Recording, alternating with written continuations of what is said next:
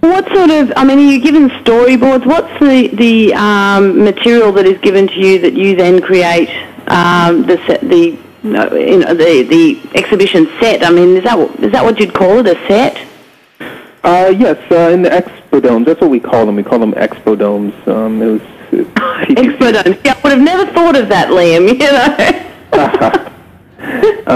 That was a concept that Danny Boy came up with way at the beginning, you know, is really to have these orbs where we would kind of recreate these spaces, and when you actually walk into these orbs, you feel like you're in a completely different environment, which is a really exciting feature, especially in virtual worlds.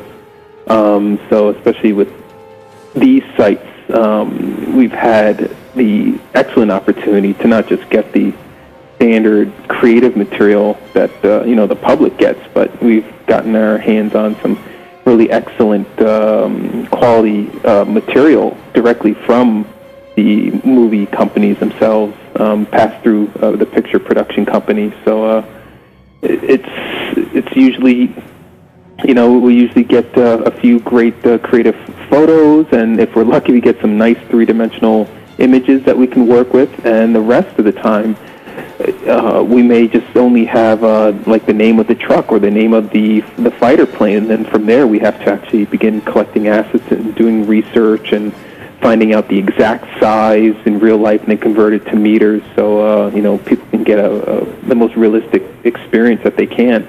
And even one of our builders actually called up Eurochopper and actually was able to speak with their marketing department and actually got real-life assets directly from them.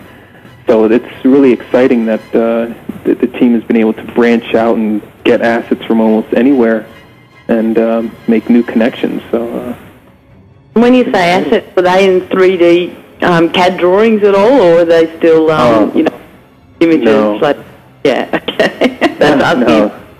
I mean, sometimes we would, even if we get like one shot of a corner of a room, maybe a half of the room, we have to be creative and still match the same style of the movie and then recreate the other side of the room, or like the 300 site, the bottom of the well, we had to still fit with what the client would expect to see.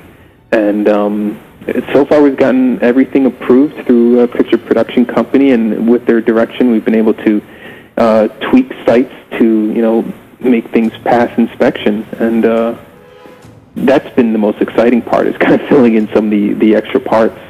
It's not so much that the larger companies are saying you have to do it exactly as. I mean, yes, that's what we're supposed to do, but they allow us a little bit of the creative license we need to fill in the spaces. And I think it's been a nice medium, a healthy medium. Right. Well, look, I think we've got the audience in suspense about seeing more of the location. So how about we start our tour by going off to where we're going to go, Airborne first. So we'll just all teleport across there. And with the magic of Second Life technology, here we are. And we'll just take a walk up here.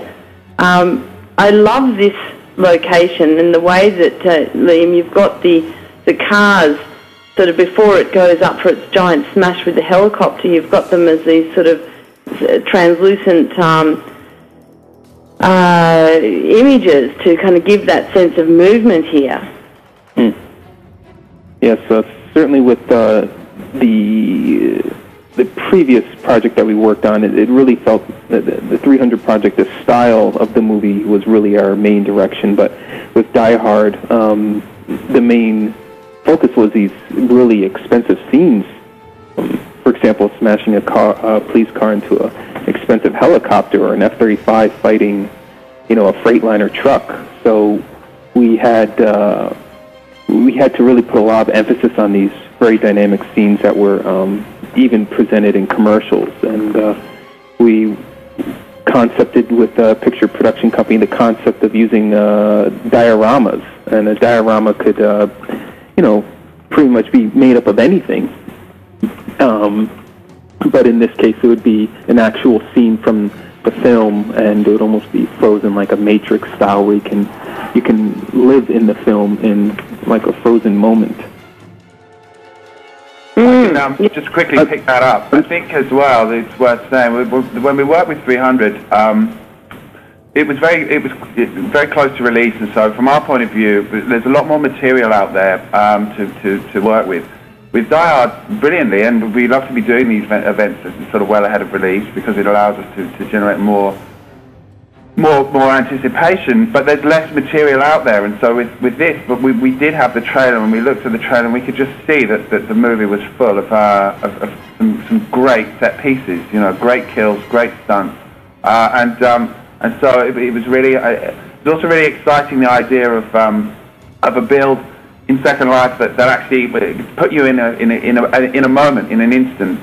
So many builds sort of just are as you would expect to find them on any given day. I think here you really feel as though you're standing inside of a sort of a frozen moment in time, and so yeah, no, I think the work that's been done with this is phenomenal.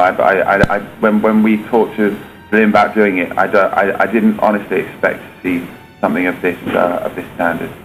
No, and there's so many hidden treats here, like Liam's just jumped up, and I didn't see that one of that you can actually be jumping out of the helicopter. That's just brilliant, Liam.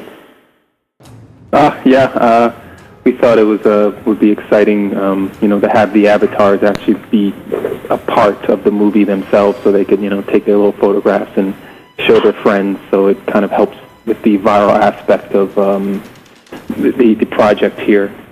So, adding pose balls is kind of that one extra step of making avatars more engaged in the environment.